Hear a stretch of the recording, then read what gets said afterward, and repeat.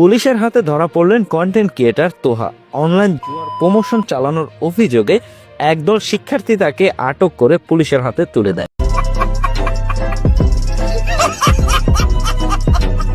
সকাল সকাল ঘুম থেকে উঠে দেখি বউ ব্যবসায়ী তোহারে নাকি পুলিশে ধরে নিয়ে গেছে। আর এই নিউজটা পাওয়ায় খুশির দোষণে বন্ধুর পিছিয়ে টিপ মারছে।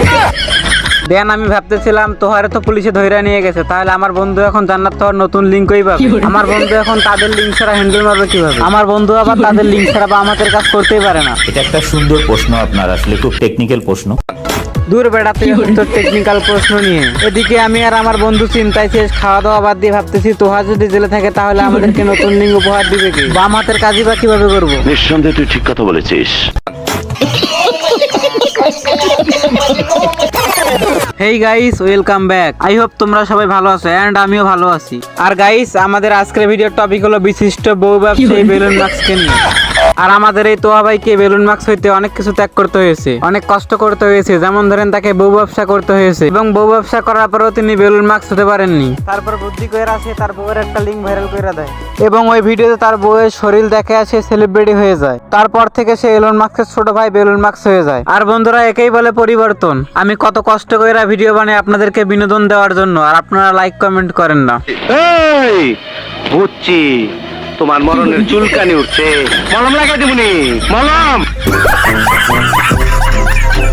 আর আমরা আজকে সেই বিখ্যাত বেলুন মাস্ককে নিয়ে কথা বলতে যাচ্ছি। ভাই, বিখ্যাত লোককে নিয়ে কথা বলছি, আমাদের কি রুজু করে আসা উচিত?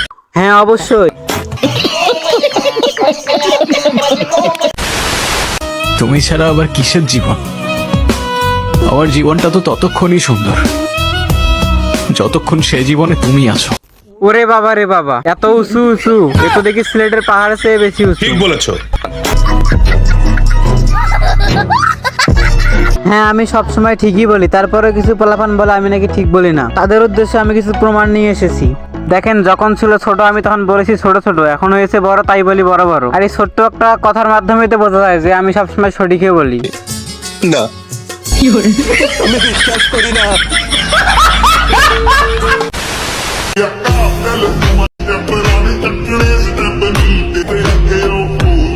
বাংলাদেশে যে কিছু বলদ মার্কা পোলাপাইন আছে এটা আমি জানি। আমি এইটা জানতাম না যে তারা নিজের আত্মসম্মান বোধটাও রক্ষা করতে পারেন। দেখেন, আমি এইগুলা বলতেছি এর কারণ হলো এইটা।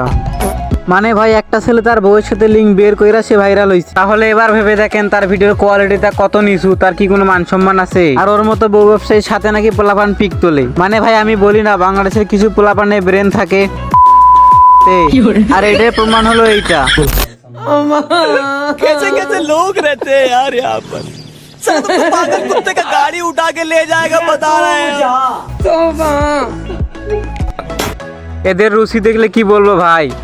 মানে একটা পোলা তার বউয়ের সাথে নষ্টামি করে সেগুলো ভিডিও করে আপলোড দিয়া কিছু ফ্যান ফলোয়ার কামাইছে মানে। কিন্তু এর মতো পোলা যে নিজের বউয়ের লিঙ্ক নিজে ভাইরাল করে দেয়, তার সাথে কেমনে পিক তোলে? হায় রে রুচি! এদের রুচি দেখে মনে হয় এদের রুচির উপর থাকো ওগুলো বলা যাবে না। আবার ভিড় কইরা সবাই পিক তোলে। আবার এদের রুচি দেখলে মনে হয় এরা হিরো আলমের মতো বাবার পেট থেকে হয়েছে। বউ পাবেন আপনারা? জি বাবা, 10 মাস 10 দিন আপনি গর্ভ ধারণ করলো, তাকে কই পাবেন? বাবা হিরো, বাবা আলো, তুই কি কইলি এটা? তুই কি আসলে তোর বাবার পেট থেকে জন্ম নিছস? এই জন্যই তো বলি বাবা হিরো আলম সবার থেকে আলাদা কেন? সে গান বানাইলে অশান্তি মনে হয়, সিনেমা বানাইলেও অশান্তি মনে হয়, সে যেইটা করে সেটাই অশান্তি মনে হয়। আর এই সব অশান্তির কারণ আজকে পেলাম, সে তার বাবার পেট থেকে জন্ম নিছে। এই বুঝছি তোমার মরণের চুলকানি উঠছে, মলম লাগাই দিবনি, মলম।